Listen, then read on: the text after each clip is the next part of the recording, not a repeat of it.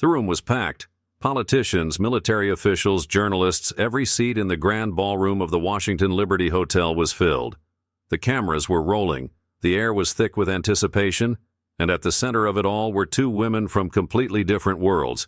Karoline Leavitt, sharp, fearless, and already one of the most polarizing figures in politics. Young, but impossible to ignore. Her rise had been swift, and so had the backlash.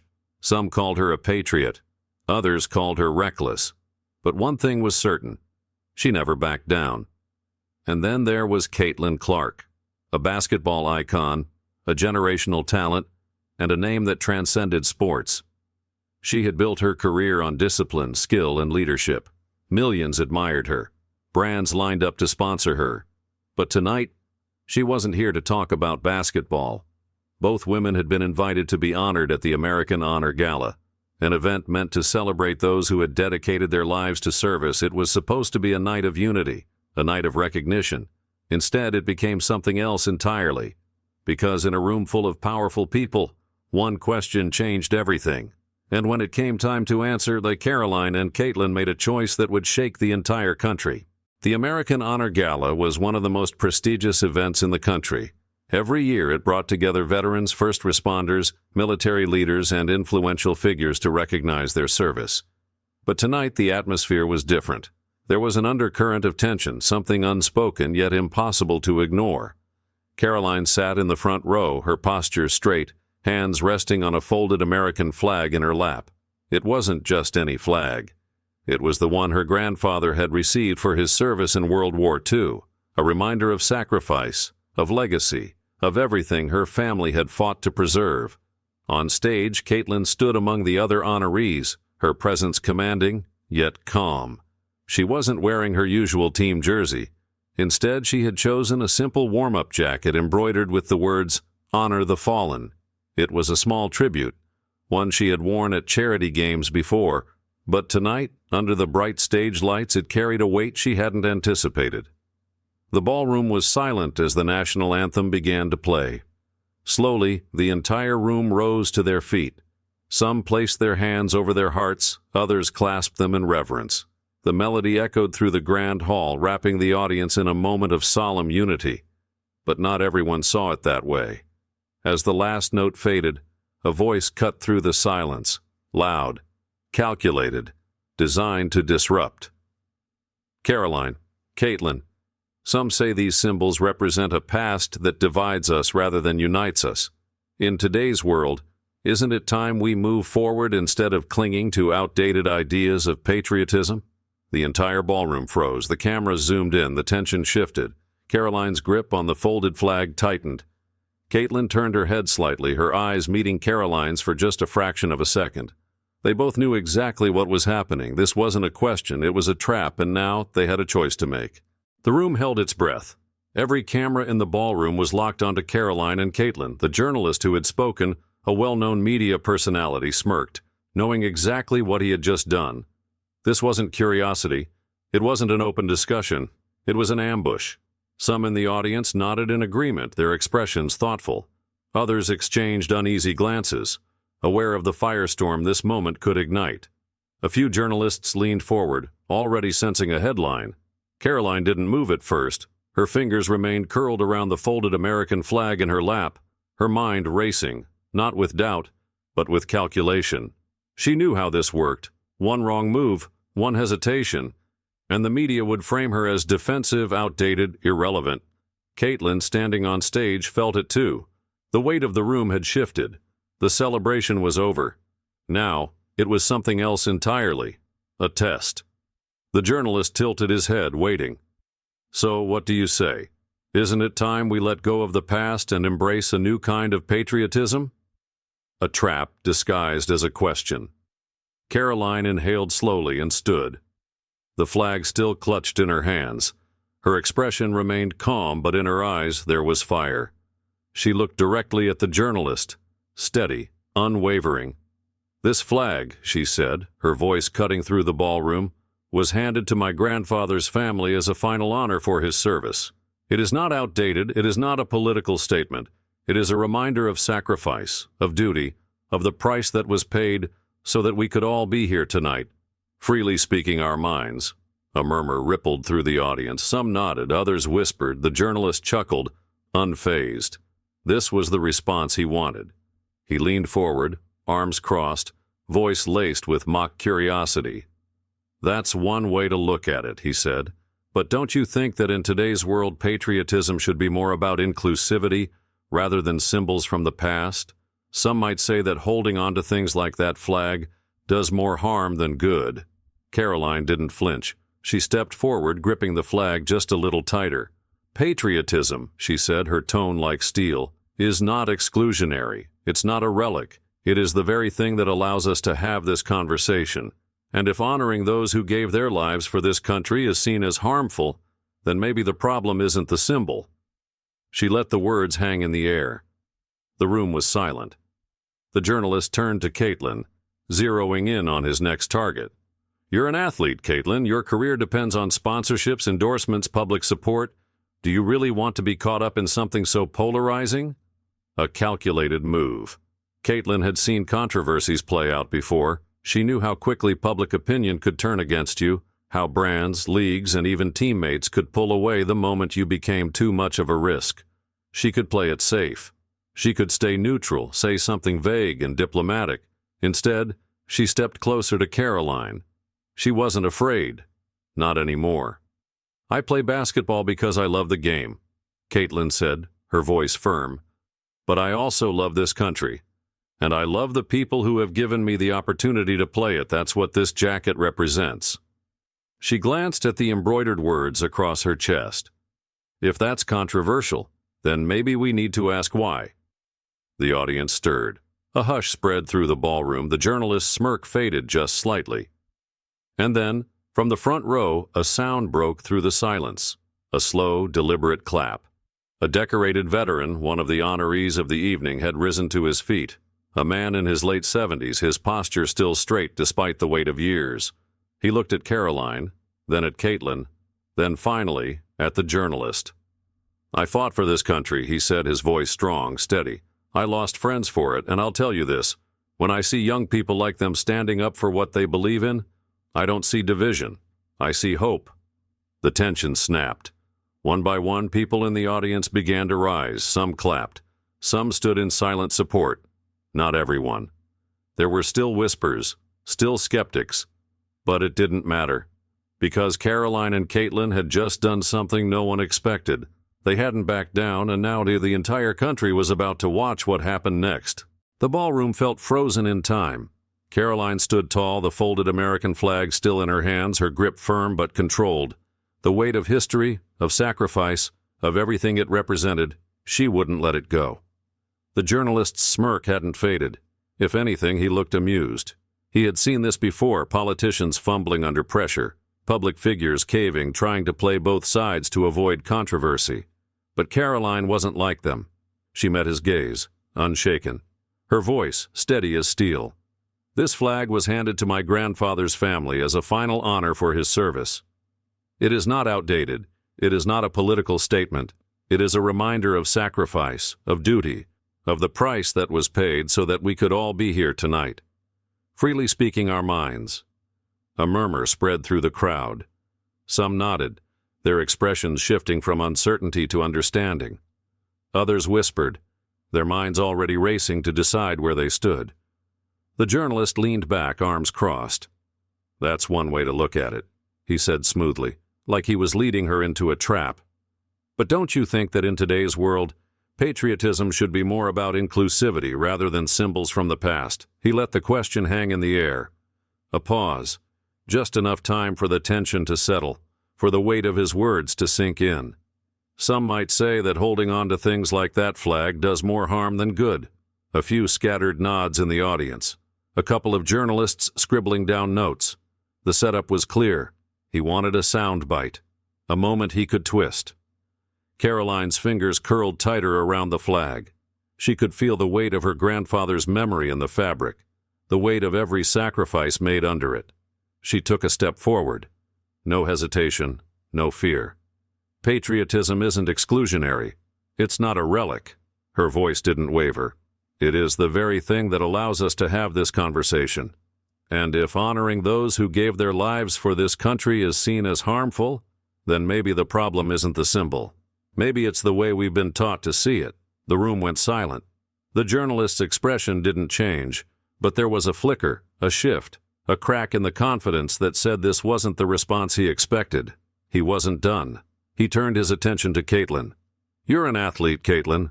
Your career depends on sponsorships, endorsements, public support." A slow, measured pause. "Do you really want to be caught up in something so polarizing?" A carefully placed question, a lifeline, an invitation to walk away. And now, Caitlin had a choice to make. The journalist's words hung in the air like a trap waiting to be sprung. "Do you really want to be caught up in something so polarizing?" A question disguised as concern, a reminder of what was at stake. Caitlin had built her career on skill, discipline, and leadership, but also on public image. Millions of fans looked up to her. Sponsors paid millions to have their logos on her jersey.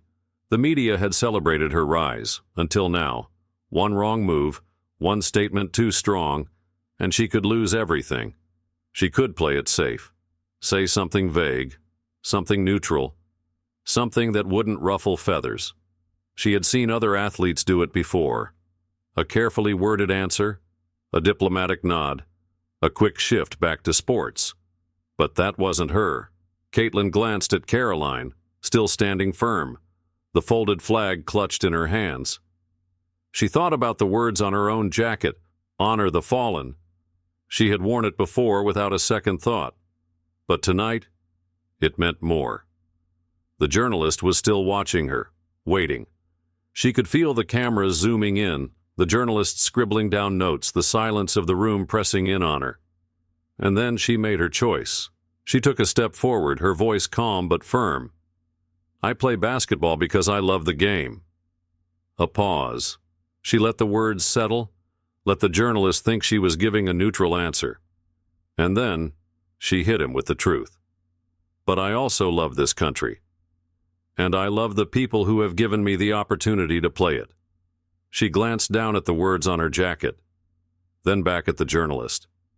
"That's what this represents. If that's controversial." She let the words hang for a beat, then finished. "Then maybe we need to ask why." A sharp intake of breath rippled through the audience. The journalist's smirk twitched, just barely. He hadn't expected that. For the first time, Caitlin could see uncertainty in his eyes. But before he could react, the room shifted. From the front row, a single sound broke through the tension. A slow, deliberate clap. Caitlin turned her head. A decorated veteran, one of the honorees of the evening, was rising to his feet. Straight-backed, eyes sharp, face unreadable. He looked at Karoline, then at Caitlin, and finally, at the journalist. And then he clapped again. Clap, clap, clap, slow, deliberate, unapologetic. The ballroom, moments ago buzzing with tension, stood still. All eyes turned toward the elderly veteran standing in the front row. His uniform was crisp, his chest decorated with medals. Reminders of battles fought, friends lost, sacrifices made. His face was unreadable, but his actions spoke louder than any headline. He clapped again, a statement, not a gesture. Then another clap, and then another person stood, and another. It started slow, a ripple in the ocean. One veteran, then two, then a handful more. A few journalists lowered their pens, unsure of what to make of it. Some guests hesitated, glancing at each other, caught between instinct and pressure. But then the dam broke. More and more people rose to their feet, their applause growing louder, stronger, undeniable. Some clapped with conviction, others with hesitation, but they clapped. Not everyone, of course. Some guests remained seated, stone-faced. Some journalists whispered among themselves, already preparing their angles. A few VIP guests scrolled through their phones, pretending not to notice. But it didn't matter. Because Karoline and Caitlin had just done something no one expected, they hadn't backed down. And now the entire country was about to watch what happened next. The applause still echoed through the ballroom when the first flashbulb went off. Then another and another. Cameras snapped from every angle, capturing the defining moment, the veteran standing tall, the growing ovation, and most importantly, Karoline and Caitlin unwavering in the spotlight. Within minutes, the internet erupted. Clips of the moment flooded social media, spreading like wildfire. Some users praised them as symbols of strength, refusing to be bullied into silence. Others framed them as reckless, stirring unnecessary division. The media reaction was instant. On one network, a panel of analysts debated the moment, their voices layered with controlled outrage. Was this truly patriotism, or was it a carefully staged stunt? Karoline Leavitt is no stranger to controversy. Did she just hijack a solemn event for her own agenda? And what about Caitlin Clark? Did she just risk her entire career for a flag? The opposing networks, however, saw it differently. A conservative host leaned forward, her eyes flashing with conviction. People are tired of being told they have to apologize for loving their country. What we saw tonight was two young women standing firm in the face of pressure. That's not controversy, that's courage. The takes were wildly different, but one thing was clear. This wasn't just a viral moment. It was a battle, and Caitlin and Karoline were now at the center of it. Karoline felt the pressure almost immediately. Some political figures who had once supported her now distanced themselves. Some issued carefully worded statements, emphasizing that patriotism was complex and that conversations like these require nuance. Others went silent, afraid of getting caught in the storm. But Caitlin, she was in uncharted territory. She had spent years navigating the world of sports politics, dodging landmines of controversy. But this was different. Her agent called 3 times that night. "Caitlin, we need to talk. Some of your sponsors are reconsidering. They're worried about public perception. We should issue a statement, something neutral. A statement, a way out."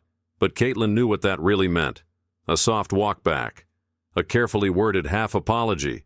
It was what every athlete had been expected to do in situations like this. Play it safe. Keep the endorsements. Keep the career intact. And yet, as she scrolled through her phone, reading messages from military families thanking her for what she had done, one thought stuck in her mind. If standing up for something gets you in trouble, maybe it was worth standing up for in the first place. Caitlin wasn't sure where this was going, but she knew one thing. She wasn't going to apologize, and that meant the real fight was just beginning. The media storm didn't just swell, it exploded. By the next morning, every major network, newspaper, and online platform was locked in on one question. Had Karoline Leavitt and Caitlin Clark just made the biggest mistake of their careers? Karoline's phone was buzzing nonstop, messages from advisors, colleagues, even political allies, some supportive, some panicked. "We need to control this before it spirals." A carefully worded statement could soften the backlash. "This could hurt your future." She had heard those words before. They didn't scare her. But the real test came behind closed doors. A few key political figures, the ones who had previously aligned with her, requested a private meeting. She walked in, shoulders squared, knowing exactly what was coming. One of them, a seasoned politician with decades in Washington, leaned forward. "Karoline, we respect your passion, but this situation is getting out of hand. The media is turning you into a symbol of division. You have a promising career ahead of you. Don't throw it away over a moment of emotion." She held her ground. "With all due respect, sir, it wasn't a moment of emotion. It was a moment of truth." A younger advisor, more blunt, cut in. "You don't understand. This isn't about whether you're right or wrong. It's about power. And right now you're standing in the way of the people who control the narrative." Karoline's response was immediate. "Good." The older politician sighed. "Then you need to be ready for what comes next." She already was. While Karoline fought her political battles, Caitlin was dealing with something just as brutal. Corporate panic. Her agent's fourth call that morning wasn't just urgent. It was desperate. "Caitlin, listen to me. Your sponsors are nervous. Some are already pulling back. A few are testing the waters with other athletes, just in case." A pause. "You need to issue a statement." Caitlin had seen this happen before. Athletes pushed into damage control, their words carefully scripted by PR teams to satisfy sponsors. She could already hear the kind of statement they wanted. "I respect all perspectives and never intended to be divisive. I believe in unity and moving forward together." It would be harmless, safe. It would also be a lie. Caitlin wasn't backing down. If they're looking for someone who won't stand for anything, they can find another athlete. Her agent exhaled sharply. "Caitlin, This could cost you millions." Caitlin tightened her grip on her phone. "If standing up for something gets me in trouble, then maybe it was worth standing up for in the first place." There was a long silence. "All right," her agent finally said. "Then we fight." What Karoline and Caitlin didn't realize was that the media wasn't done. They had tried pressure, it didn't work, so now they would try something worse. Over the next 24 hours, journalists scoured through past interviews, social media posts, and public appearances. Anything they could twist, distort, or use to make them fold. Headlines flooded in. Karoline Leavitt, hero or opportunist? Did Caitlin Clark just ruin her legacy? The hidden politics of patriotism. Are these women dividing America? And just when it seemed like the worst had passed, the media found something. A past interview, a comment taken out of context, a headline designed to destroy them. The attacks were no longer just about their actions. Now, it was personal. The attacks were relentless. Cable news ran endless loops of Karoline and Caitlin's moment at the gala, but now the footage was spliced, edited, twisted. One headline read, "Caitlin Clark's career on the brink after controversial comments." Another asked, "Did Karoline Leavitt exploit a veterans event for political gain?" News anchors furrowed their brows, pretending to be concerned. Did they really stand up for something, or did they just ignite unnecessary division? On social media, the battle lines were drawn. Some users rallied behind them, calling them brave, principled, unbreakable. Others tore them apart, accusing them of grandstanding, chasing attention, spreading division. But the real damage was happening behind the scenes. Caitlin's agent called again. "It's worse than we thought. A few sponsors are already backing out. Others are evaluating their relationship with you." Karoline wasn't faring much better. A few high-profile political allies who had once supported her now refused to take her calls. Some, behind closed doors, were already discussing how to distance themselves. The message was clear. They weren't supposed to win this fight, they were supposed to break, and that's when the unexpected happened.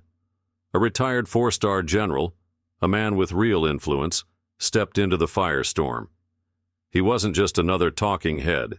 He wasn't a politician, a journalist, or a social media pundit. He was a man the country still listened to, and he went live on national television. Sitting across from a skeptical news anchor, he leaned forward, his presence commanding, his words measured. "I served this country for over 30 years. I lost friends in battle. And let me tell you something. When I see two young women stand up for what they believe in, I don't see division. I see courage." The news anchor shifted uncomfortably. "But General, surely you understand the concern." The general cut him off. "The concern? You mean the outrage that's being manufactured? Patriotism is not a crime. Honoring those who sacrificed for this country is not a political stunt. And if we've reached a point where standing up for those who gave everything is considered controversial, then the problem isn't with them. The problem is with us." The room went silent. The news anchor blinked, caught off guard. The clip spread like wildfire. Within hours, the tone of the conversation shifted. Networks that had spent days attacking Caitlin and Karoline suddenly changed course. Some quietly softened their language, others edited old headlines without explanation. Sponsors who had distanced themselves from Caitlin began reaching out again. PR teams scrambling, desperate to undo the damage they had caused. For Karoline, the political backlash began to fade. Some politicians who had remained silent suddenly found their voices, praising her for her unwavering stance. And just like that, the storm didn't just pass. It backfired. Karoline and Caitlin hadn't just defended themselves, they had won, and they weren't about to apologize for it. The moment the general's interview aired, everything changed. The clip went viral, faster than any hit piece or twisted headline. It wasn't just being shared. It was being reposted by veterans, military families, and ordinary Americans who had been watching the controversy unfold in silence. The media had tried to control the narrative. They lost. Sponsors who had quietly pulled back from Caitlin suddenly reversed course. "We stand by our athletes and support their right to express themselves." Some even issued public apologies, their PR team scrambling to repair the damage. For Karoline, the pressure from political figures vanished overnight. Karoline Leavitt has always stood strong for this country. We need more leaders like her. Even the politicians who had once distanced themselves were now aligning with her stance, pretending they had supported her from the start. But Caitlin and Karoline weren't naive. They knew exactly what had happened. The media had underestimated them. They thought they could break them, silence them. Instead, they had made them stronger, and now they were untouchable. Days later, at their next public event, cameras followed Caitlin and Karoline as they walked into the room. There was no hesitation in their steps, no fear in their eyes. They had stood their ground, and the world had taken notice. Caitlin smirked as she glanced over at Karoline. "Guess we're troublemakers now." Karoline let out a quiet laugh, shaking her head. "We always were. They just didn't see it coming." The journalists were still watching, still spinning their narratives. But it didn't matter because the truth had already been spoken and no one could take it back.